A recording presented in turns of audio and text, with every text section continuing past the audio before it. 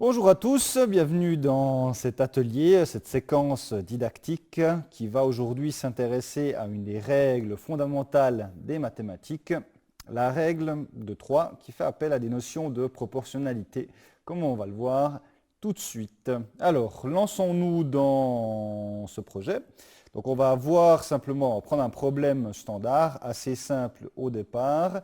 On va le décanter un petit peu et ensuite voir comment calculer et mettre en place notre règle de 3.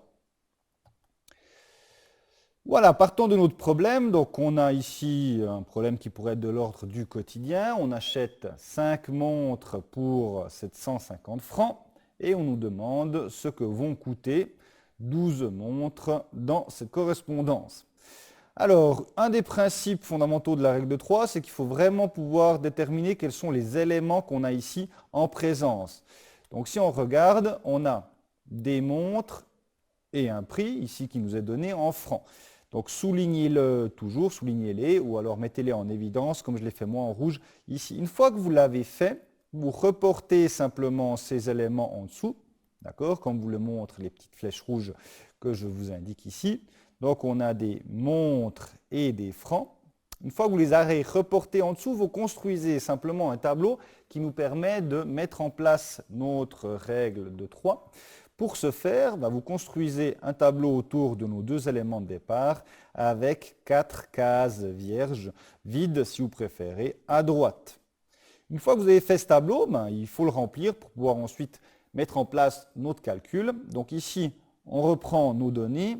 On voit qu'on a 5 montres pour 750 francs. Donc ça veut dire qu'on va intégrer 5 par rapport aux montres et ensuite 750 par rapport aux francs. D'accord? Une fois que vous l'avez fait, il nous reste à mettre l'élément qui nous est demandé. Donc ici, c'est les 12 montres qu'on va venir mettre par correspondance sous 12. Donc vous voyez, vous avez 3 éléments, d'où cette règle qui s'appelle la règle de 3, puisqu'on a toujours 3 éléments et on doit en trouver un quatrième. Alors on va zoomer un petit peu sur ce tableau et regarder comment calculer avec la règle de 3. Donc on a nos 3 éléments, on en cherche un quatrième ici qui est un prix en francs. Pour ce faire, on met en place ce principe qui dit qu'on doit multiplier les opposés et diviser par le terme restant.